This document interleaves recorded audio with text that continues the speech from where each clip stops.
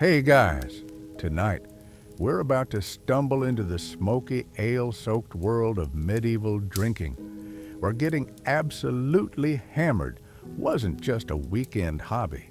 It was practically a survival skill. So before you get comfortable, take a moment to like the video and subscribe, but only if you genuinely enjoy what I do here. And let me know in the comments where you're tuning in from and what time it is for you. It's always fascinating to see who's joining us from around the world. Now, dim the lights, maybe grab yourself a drink, and let's ease into tonight's journey together. You wake up in a medieval town, your head pounding like a blacksmith's hammer, your mouth tasting like you've been licking the bottom of a horse trough. The sunlight streaming through your shutters feels like daggers stabbing your eyeballs. Sound familiar? Well, congratulations. You've just experienced a medieval hangover. And trust me, it was far worse than anything you've endured after a night of modern partying. Picture this. You're stumbling through cobblestone streets where the very act of drinking clean water could kill you faster than a sword to the gut. In this world, getting drunk wasn't just entertainment, it was medicine, currency, and quite literally the difference between life and death. The medieval peasant didn't wake up thinking, "I fancy a beer today." They woke up thinking, "I need beer today, or I might not wake up tomorrow." But here's where it gets absolutely wild. Everything you think you know about medieval drinking is probably wrong. We're not talking about sophisticated wine tastings in castle halls or refined gentlemen sipping brandy by the fire. We're talking about a world where children drank beer for breakfast, where monks brewed liquid so strong it could strip paint, and where getting completely obliterated was considered not just acceptable, but downright virtuous. The reality is that medieval people didn't just drink more than us. They drank differently, dangerously, and with consequences that would make your worst college stories look like afternoon tea parties. Tonight, we're going to explore exactly what it meant to get wasted when the world was dark, dirty, and desperately thirsty for anything that wouldn't kill you outright. First, let's shatter the biggest myth about medieval drinking. You've probably heard that people drank beer instead of water because water was contaminated. That's not entirely wrong, but it's missing the crucial point. The real reason medieval people lived on alcohol wasn't just because water was dangerous. It was because alcohol was the only reliable way to consume calories, vitamins, and minerals that wouldn't rot, spoil, or poison you within hours. Think about it this way. You're a medieval farmer working 16-hour days in the fields. You need energy, you need hydration, and you need it to last. Fresh milk goes bad in hours without refrigeration. Fruit juice ferments whether you want it to or not. But beer? Beer was liquid bread that could sit in your cellar for months and actually get better with age. It wasn't just a drink, it was a complete meal in a mug. Archaeological evidence from medieval sites shows us that the average adult consumed between 2 and 5 liters of beer daily. That's roughly 4 to 10 pints every single day. But here's the kicker. This wasn't the watery light beer we're used to today. Medieval beer was thick, nutritious, and packed with enough calories to fuel a day of back-breaking labor. It was more like drinking liquid oatmeal than cracking open a cold one with the boys. But wait, it gets wilder. Children weren't exempt from this liquid diet. Kids as young as 5 years old were drinking what was called small beer, a weaker version that still contained alcohol. Imagine sending your kindergartner to school with a thermos full of beer instead of juice. That was Tuesday in medieval Europe. The brewing process itself was fascinating and terrifying in equal measure. Most beer was brewed by women, called brewsters, who worked out of their homes using whatever ingredients they could find. Hops weren't widely used until the later medieval period, so brewers got creative. They'd throw in herbs, spices, tree bark, and sometimes substances that would definitely be considered toxic today. One popular additive was something called gruit, a mixture of herbs that could include everything from bog myrtle to wild rosemary to literally poisonous plants like henbane. These weren't just flavor enhancers. They were psychoactive substances that could turn your average pint into a hallucinogenic experience. Getting drunk on medieval beer wasn't just about alcohol. It was about consuming a cocktail of mind-altering substances that would make modern party drugs look tame. The strength of medieval beer varied wildly, depending on who made it and what they had available. The weakest small beer might be around 2 to 3% alcohol, barely stronger than modern non-alcoholic beer. But the strong ales could reach 8, 10, even 12% alcohol content. That's wine strength in beer form, and people were drinking it by the gallon. Here's where the story gets darker. Because brewing was largely unregulated, quality control was non-existent. Bad batches could contain dangerous levels of alcohol, toxic herbs, or contamination that would make you violently ill or even kill you. There are records of entire villages being poisoned by bad beer, with symptoms ranging from blindness to paralysis to death. But even good beer came with risks.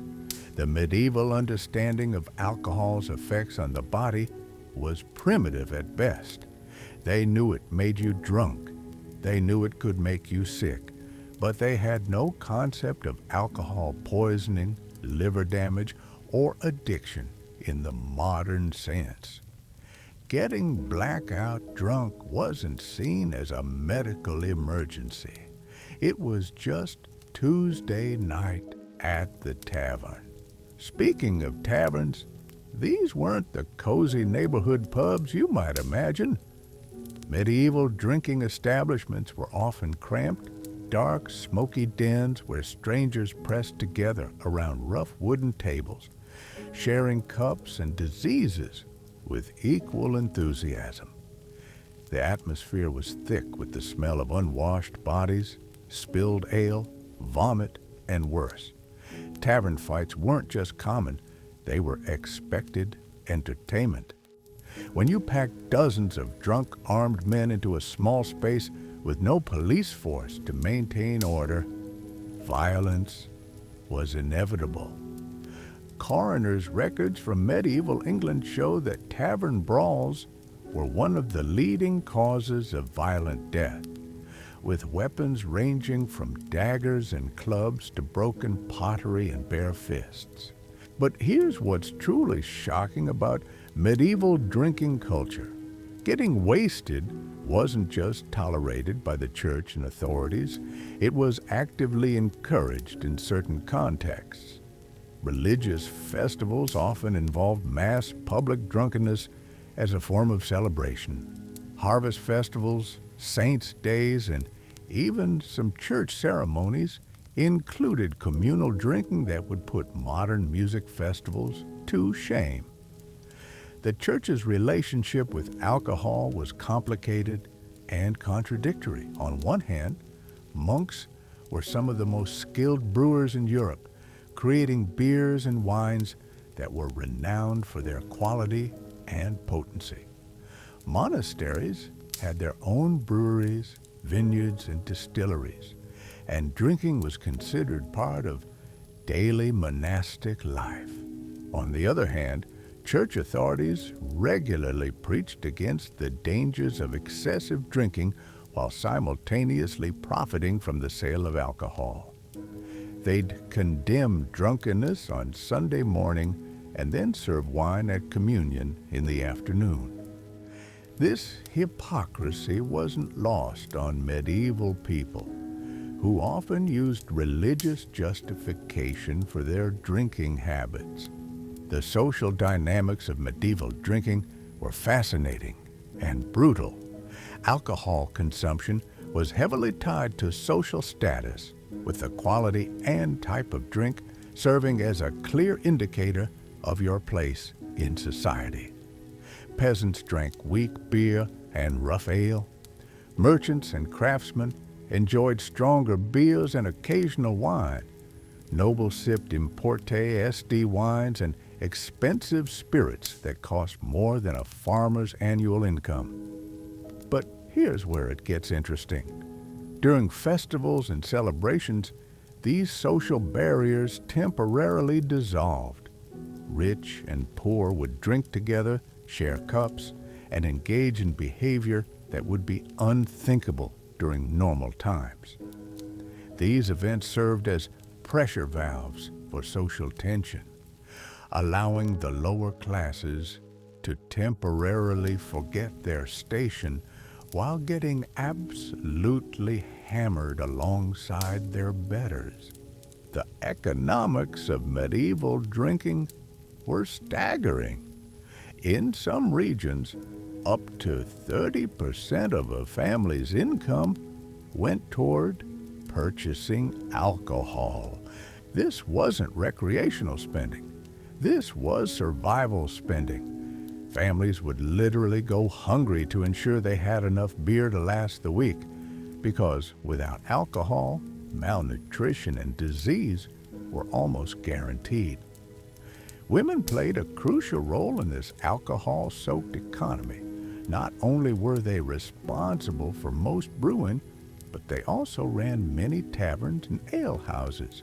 These establishments were often the only places where women could own and operate businesses independently, giving them economic power that was rare in medieval society.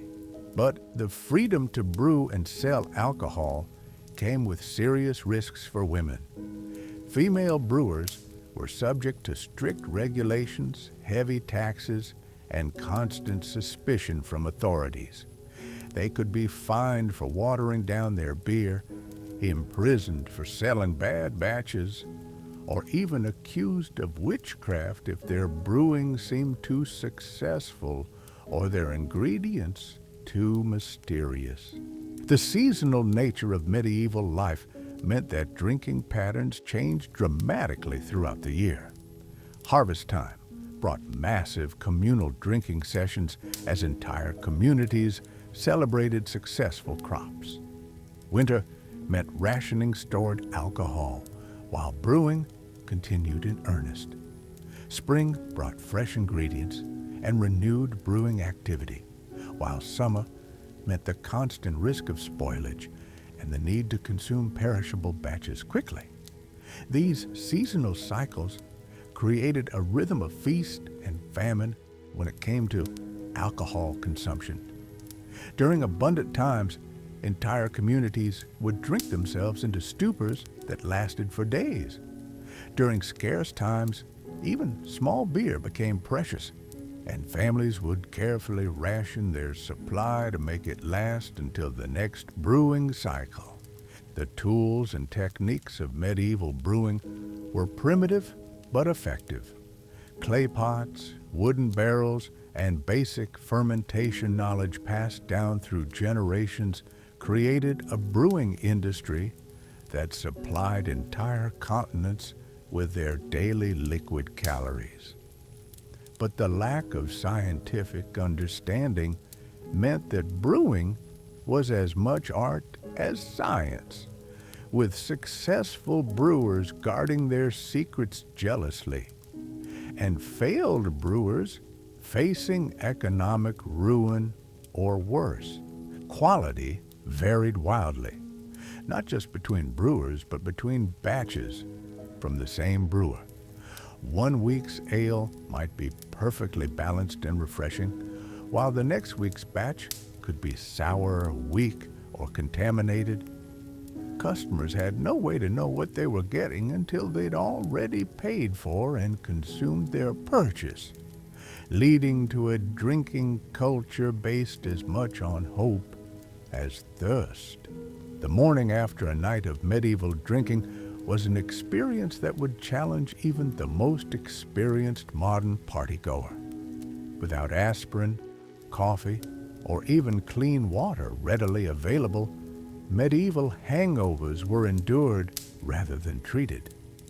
Folk remedies ranged from the mildly helpful, like drinking more weak beer, to the actively dangerous, like consuming various herbs and potions that could make the hangover worse or add new symptoms entirely. Medieval hangovers weren't just physical torment, they were spiritual crises. The church taught that excessive drinking was a sin against temperance, one of the cardinal virtues, which meant waking up with a pounding headache also came with a hefty side of religious guilt. Imagine trying to cure your hangover while simultaneously worrying that God was punishing you for your gluttony and that your immortal soul was in jeopardy. The remedies people tried were absolutely horrifying by modern standards. Crushed pearls mixed with wine was considered a luxury hangover cure for the wealthy. Powdered unicorn horn, which was actually narwhal tusk, was dissolved in ale and consumed by those desperate enough to afford it. Common folk had to make do with concoctions of raw eggs, vinegar, and whatever herbs they could find, creating hangover cures that were often worse than the hangover itself. But here's where medieval drinking culture gets truly bizarre. The concept of alcoholism as we understand it today simply didn't exist. Heavy drinking was so normalized that what we would consider clear signs of alcohol dependency were just seen as character traits. A man who couldn't function without ale wasn't considered sick, he was considered weak-willed or morally deficient. This meant that medieval society was filled with functional alcoholics who maintained their daily routines while consuming amounts of alcohol that would hospitalize modern drinkers. Blacksmiths, farmers, soldiers, and even clergy went about their duties while maintaining blood alcohol levels that would be considered legally intoxicated today. The legal system's relationship with alcohol was equally twisted. Many courts actually required witnesses to be sober when giving testimony, but the definition of sober was flexible. As long as you could stand upright and speak coherently, you were considered fit to participate in legal proceedings, even if you'd been drinking steadily for hours. Punishment for alcohol-related crimes was inconsistent and often bizarre. Public drunkenness might result in a fine, a stint in the stocks, or forced participation in church services, but drunk and disorderly conduct that resulted in property damage or assault could lead to much harsher penalties, including mutilation or execution, depending on the severity and the social status of those involved. The military implications of medieval drinking culture were staggering. Armies marched on alcohol as much as food, with beer and wine rations being essential parts of military logistics. Soldiers were expected to fight while maintaining their liquid courage, leading to battles where both sides were operating under significant alcohol influence. Castle sieges often turned into extended drinking contests, with defenders and attackers alike consuming massive quantities of alcohol to maintain morale during months-long standoffs. The side that ran out of beer first was often the side that surrendered, not from lack of military supplies, but from lack of liquid courage and calories. Medieval warfare tactics had to account for the reality that most combatants were at least slightly intoxicated at any given time. Battle formations, weapon training, and strategic planning all had to consider that soldiers might be operating with impaired judgment and slower reflexes due to their daily alcohol consumption. The craft of brewing became so specialized that master brewers held positions of enormous influence in medieval society. These weren't just skilled workers. They were essential infrastructure providers, whose knowledge could mean the difference between a thriving community and a starving one. A talented brewer could command wages comparable to skilled craftsmen like blacksmiths or carpenters. Brewing guilds developed complex hierarchies and secret techniques that were passed down through generations. Apprentice brewers might spend years learning not just how to ferment grains, but how to source ingredients, manage fermentation timing, and deal with the countless variables that could turn a promising batch into undrinkable swill. The science of fermentation was understood in purely practical terms, without any knowledge of yeast, bacteria, or the chemical processes involved. Brewers knew that certain combinations of ingredients and conditions produced good beer, but they explained these successes through superstition, divine intervention, or inherited wisdom, rather than biological processes. This lack of scientific understanding led to brewing practices that were equal parts effective and dangerous. Successful brewers developed techniques that worked consistently, but they couldn't explain why they worked or how to troubleshoot problems when they arose. A brewer whose technique failed might spend months trying random modifications, wasting enormous quantities of ingredients and time. The storage and preservation of medieval alcohol created its own set of challenges and opportunities. Without proper understanding of contamination, spoilage, and chemical preservation, storing large quantities of beer or wine was a constant gamble. Barrels might develop infections that turned the entire content sour or worse, toxic. Successful preservation techniques became closely guarded trade secrets. A brewery that could consistently store beer for months without spoilage had an enormous competitive advantage, allowing them to build inventory during abundant times and sell at premium prices during scarcity.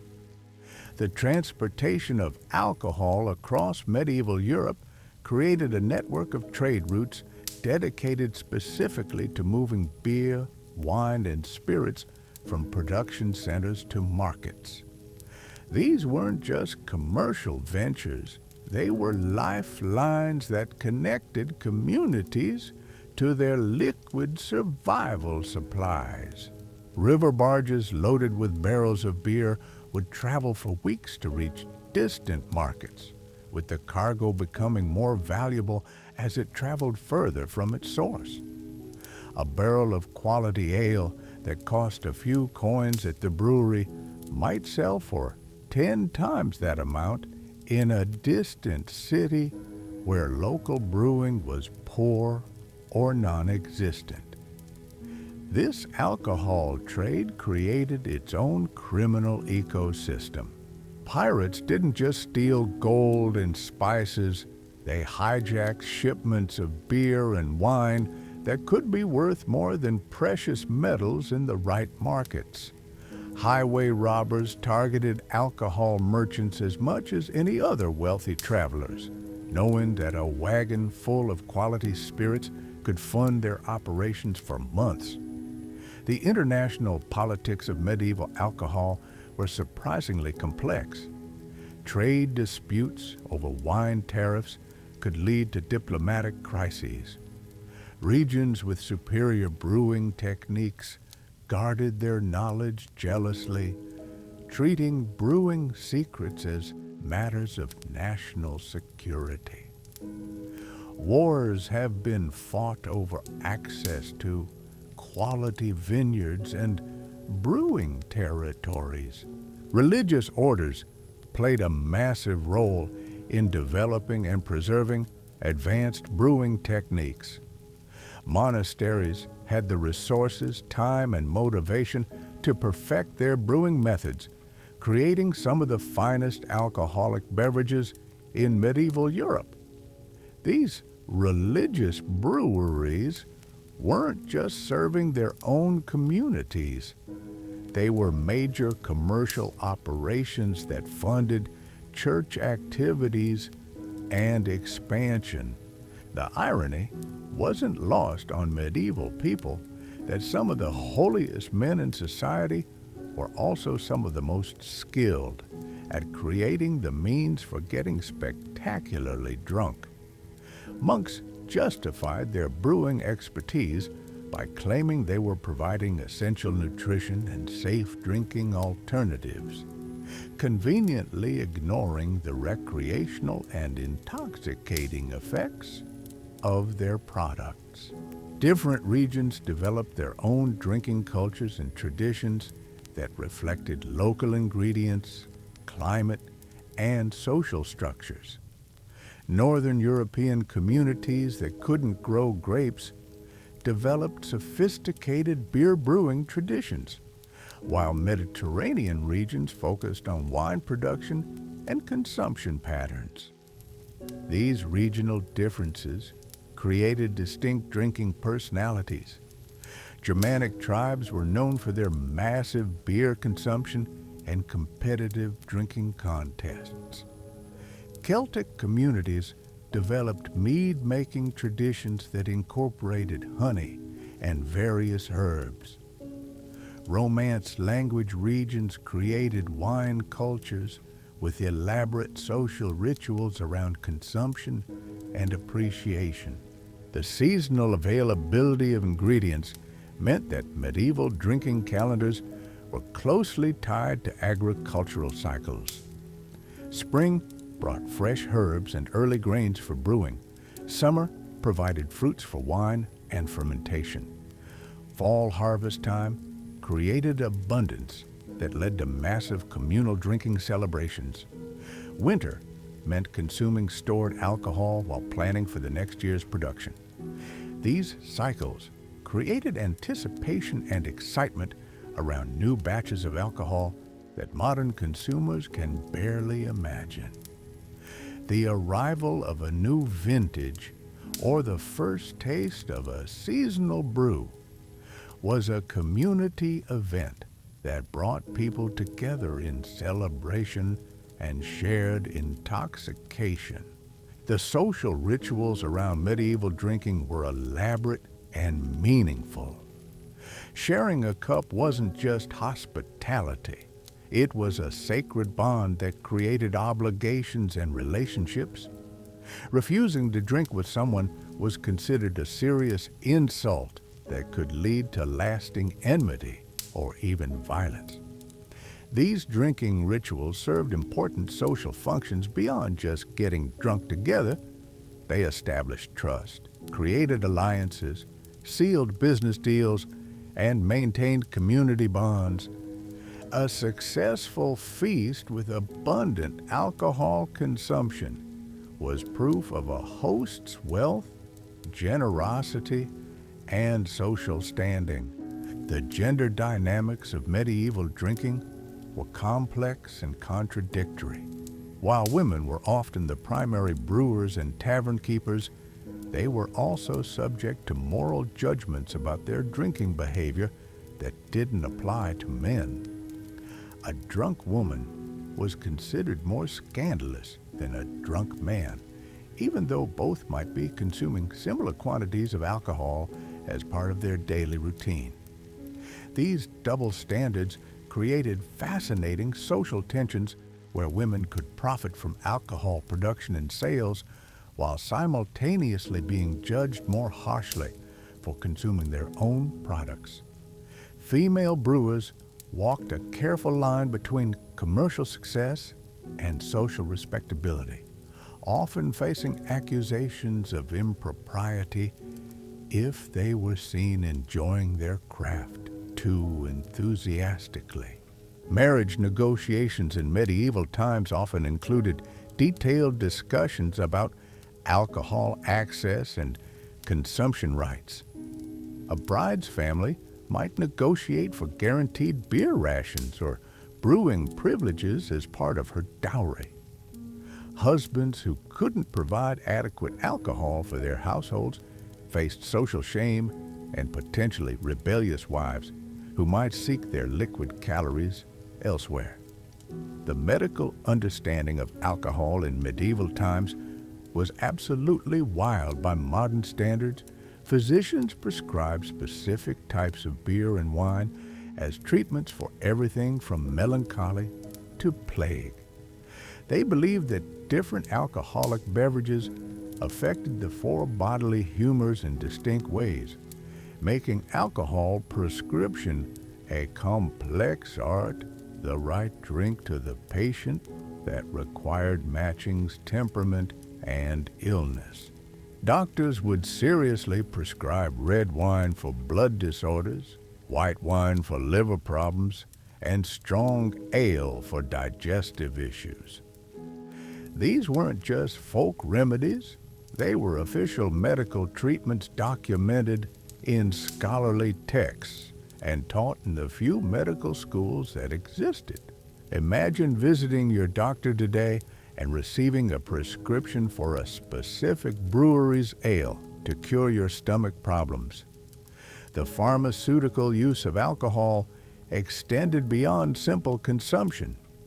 Medieval medicine cabinets were essentially liquor cabinets, with various spirits and wines used to dissolve herbs, preserve medicines, and deliver active ingredients.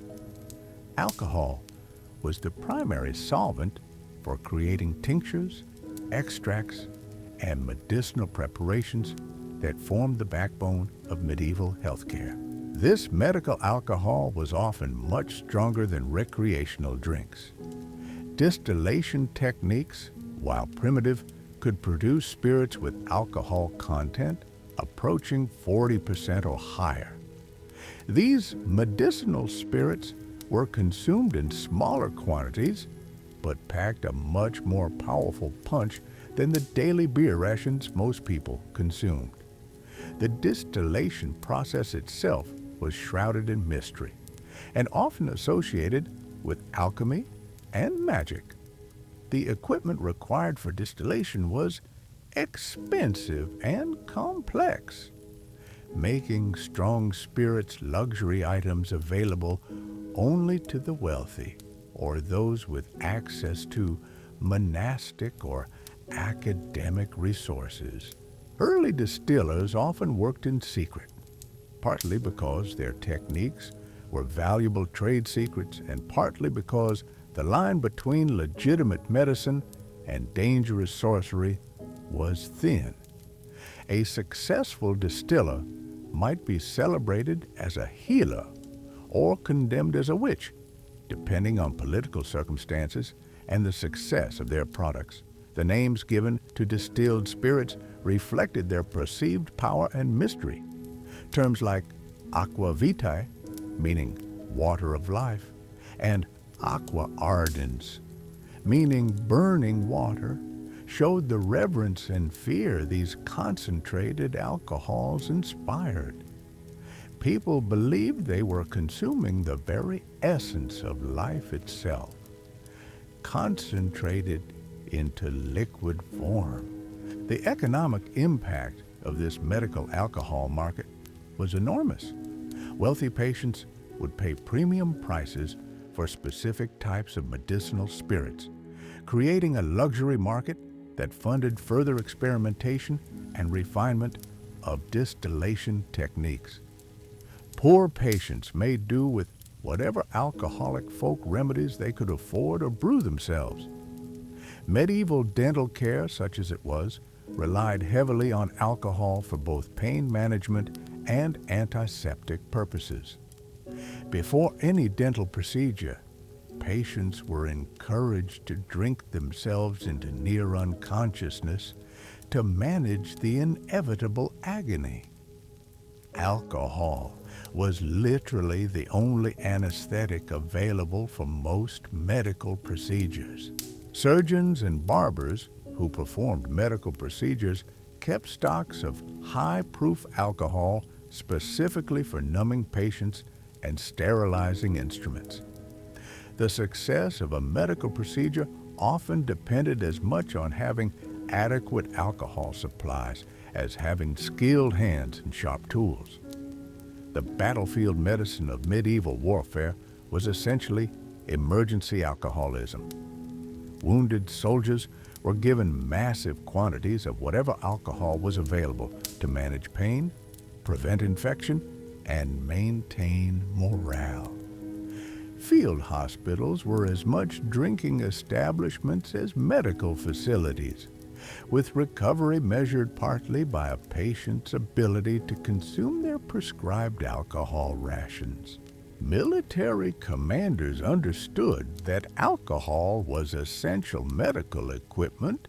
Armies without adequate beer and wine supplies couldn't function effectively, not just because of morale issues, but because they lacked the basic medical supplies needed to treat inevitable casualties and illnesses. The preservation techniques used for medieval alcohol created their own health hazards and benefits. Adding herbs, spices, and other preservatives to extend shelf life sometimes introduced new psychoactive or toxic compounds that dramatically altered the drinking experience. A batch of beer that started as simple grain fermentation might end up as a complex psychedelic cocktail, depending on what preservatives were added. Some preservation techniques actually improved the nutritional value of alcoholic beverages. Adding certain herbs provided vitamins and minerals that were otherwise difficult to obtain in medieval diets. These fortified alcohols served as primitive multivitamins for communities with limited access to fresh foods. The fermentation containers used in medieval brewing were often reused for multiple purposes, creating cross-contamination that could dramatically alter flavor profiles and alcohol content. A barrel used for storing salted meat might later be used for beer, creating unique flavors that ranged from interesting to absolutely disgusting. Wooden barrels themselves became valuable commodities, with skilled coopers commanding high wages for creating containers that could reliably hold alcohol without leaking or contaminating the contents. The quality of the barrel often determined the quality of the final product more than the brewing technique itself. The timing of medieval alcohol consumption was carefully coordinated with work schedules and social obligations. Morning ales were lighter and designed to provide energy for the day's labor. Midday drinks were stronger to provide substantial calories. Evening consumption was often the heaviest as people relaxed after work and prepared for sleep. This structured drinking schedule meant that most medieval people maintained a consistent blood alcohol level throughout the day, never fully sober, but never completely intoxicated. Their bodies adapted to this constant low-level alcohol consumption in ways that would be considered medically concerning today. The social pressure to maintain these drinking schedules was enormous. Someone who couldn't keep up with their community's alcohol consumption was viewed with suspicion and concern. Abstainers were often considered sickly, antisocial, or religiously extreme, facing social isolation that could be economically devastating. The quality control methods available to medieval brewers were primitive and unreliable. Taste testing was the primary way to assess whether a batch was safe to consume, which meant that brewers and their families were constantly risking poisoning themselves on experimental or questionable batches. Bad batches of alcohol could have devastating effect on entire communities. A contaminated brewing that supplied multiple households could poison dozens of people simultaneously, creating public health crises that medieval medicine was completely unprepared to handle. The waste products from medieval brewing created their own economic opportunities. Spent grains were fed to livestock, creating a circular economy where beer production supported animal husbandry, which in turn provided materials for the next brewing cycle. Nothing was wasted in a world where resources were scarce and valuable. Even the dregs and sediment from beer and wine production were collected and reused. These materials might be used for cooking, medicine, or even as currency in communities where actual money was scarce. The complete utilization of brewing byproducts showed how central alcohol production was to medieval economic systems. The international trade in medieval alcohol created cultural exchanges that went far beyond simple commerce. Brewing techniques, ingredients, and drinking customs spread across Europe through merchant networks, creating a gradual standardization of alcohol production methods while maintaining regional variations. These trade networks also spread diseases, social customs, and political ideas, along with alcohol shipments. A cargo of wine from southern France might carry more than just fermented grapes, bringing new cultural influences to northern European communities that had never experienced Mediterranean drinking traditions. The diplomatic importance of alcohol in medieval politics cannot be overstated.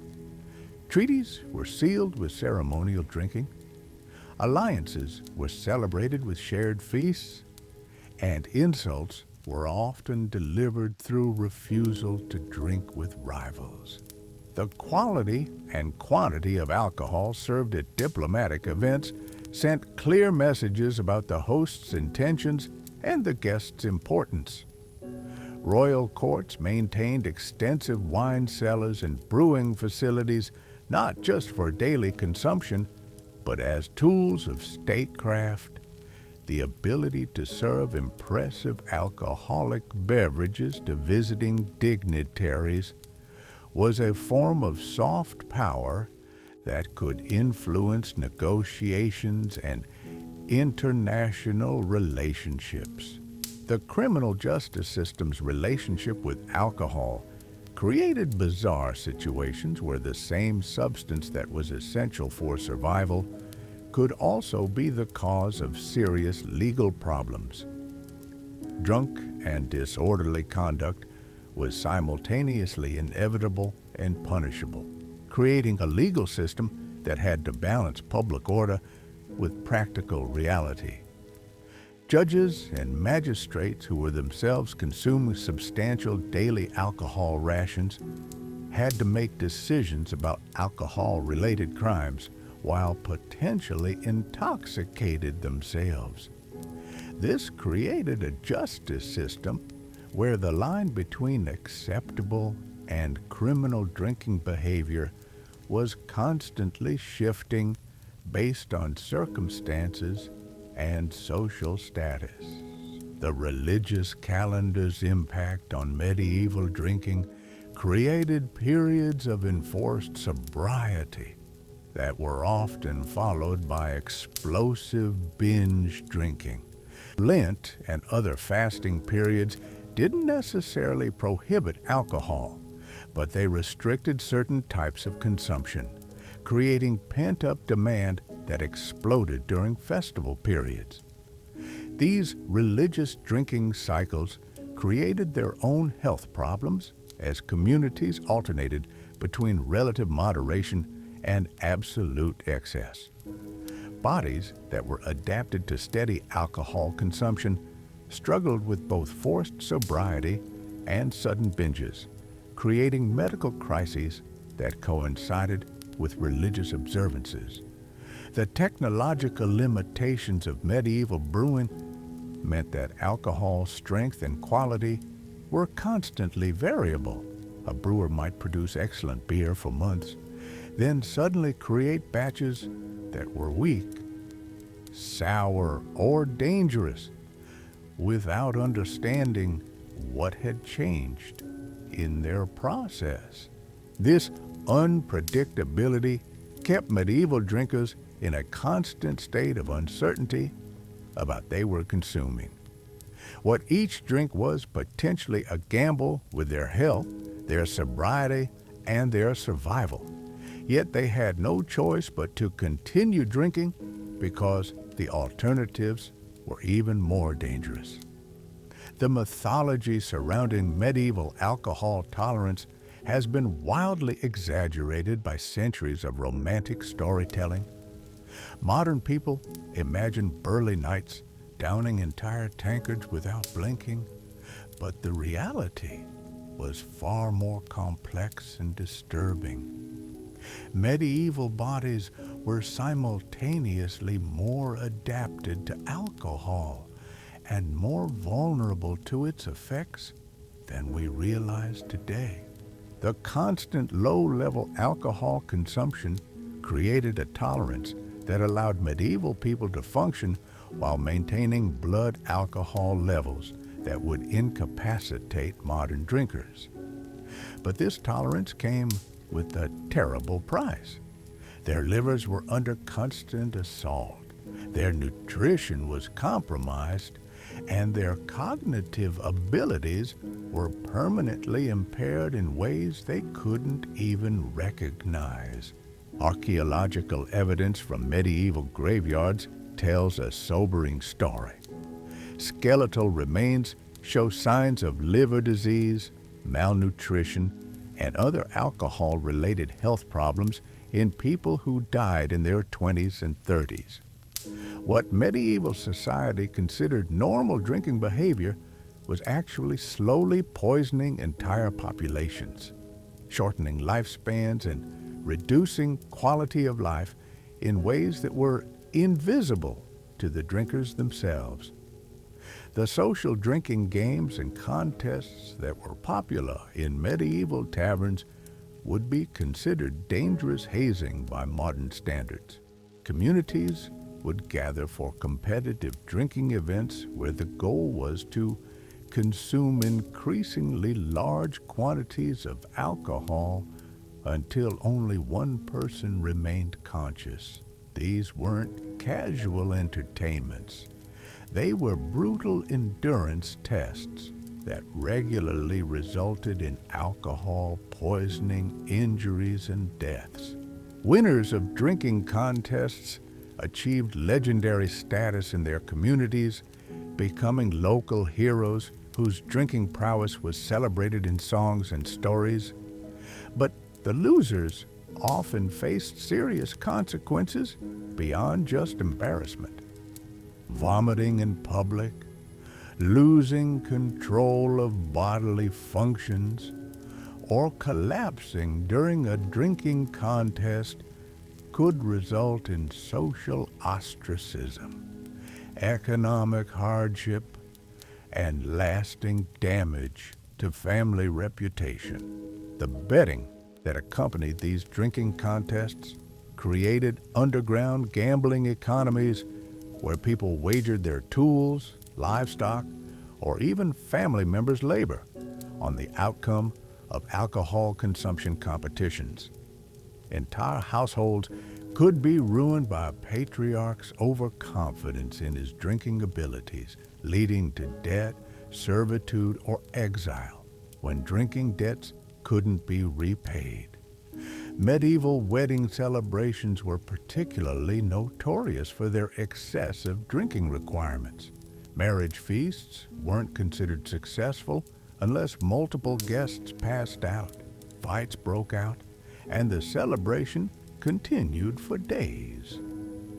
The bride and groom were expected to maintain their composure while their wedding guests destroyed themselves with alcohol, creating a bizarre tradition where marital happiness was measured by communal intoxication levels. The morning after these wedding celebrations revealed scenes that would shock modern partygoers. Guests would wake up in barns, ditches, or strangers' homes with no memory of how they arrived there. Property damage, injured animals, and missing belongings were considered normal aftermath of a proper wedding celebration. Families would spend weeks cleaning up and making repairs while nursing hangovers that lasted for days. Funeral drinking was equally excessive, but served different social purposes. Communities believed that proper mourning required drinking until grief was temporarily forgotten, creating massive group therapy sessions fueled by whatever alcohol the deceased's family could afford. These funeral binges helped process collective trauma, while simultaneously creating new traumas through alcohol-induced accidents and conflicts. The economic burden of funeral drinking often bankrupted families who were already struggling with the loss of a breadwinner. Social expectations demanded that grieving families provide alcohol for anyone who attended the funeral, regardless of their financial situation. Families would go into debt to meet these expectations, sometimes selling property or livestock to fund their loved ones' drinking send-off. Harvest festivals created the most spectacular drinking displays in medieval communities. After months of hard labor and careful resource management, entire villages would consume massive quantities of freshly brewed beer and newly fermented wine in celebrations that lasted 4 weeks.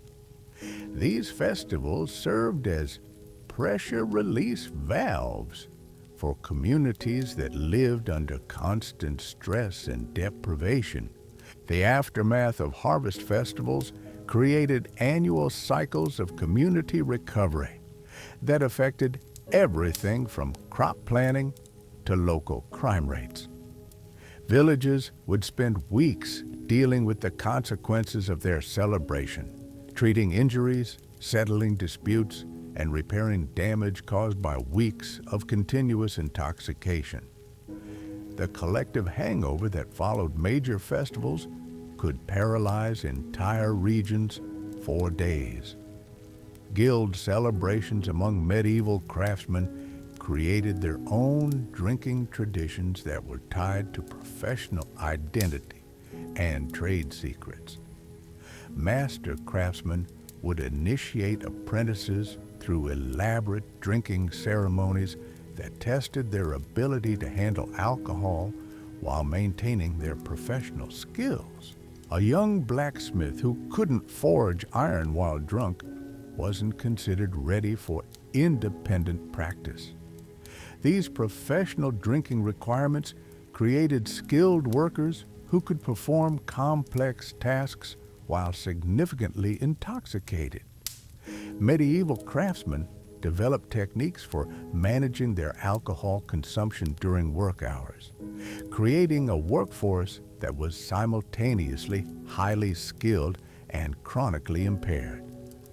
The quality of medieval craftsmanship had to account for the reality that most artisans were operating under the influence of alcohol.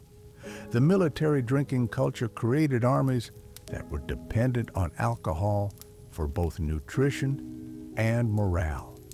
Soldiers who couldn't maintain their fighting effectiveness while consuming daily alcohol rations were considered unfit for service.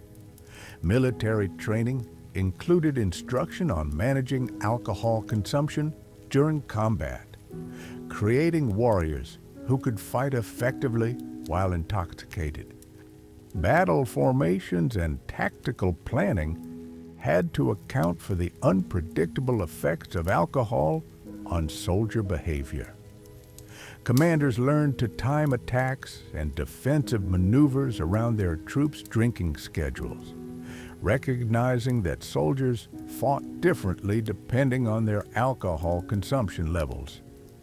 Some battles were won or lost based on which army had better managed their pre-combat drinking. The siege warfare drinking culture created some of the most extreme alcohol consumption scenarios in medieval military history. Defending armies trapped in castles would sometimes choose to drink their remaining alcohol supplies rather than surrender, creating mass intoxication events that affected the outcome of major conflicts. Attacking armies would often find empty castles filled with unconscious defenders who had chosen oblivion over defeat. So there you have it, the absolutely wild reality of getting wasted in medieval times. From children drinking beer for breakfast to monks brewing liquid that could strip paint, from tavern brawls that ended in death to wedding celebrations measured by how many guests passed out. Medieval drinking wasn't just different from today, it was completely insane. The next time you think your night out was rough, remember that medieval people lived their entire lives in a state we consider dangerously intoxicated, and somehow built cathedrals, fought wars, and raised families while doing it. Cheers to that madness.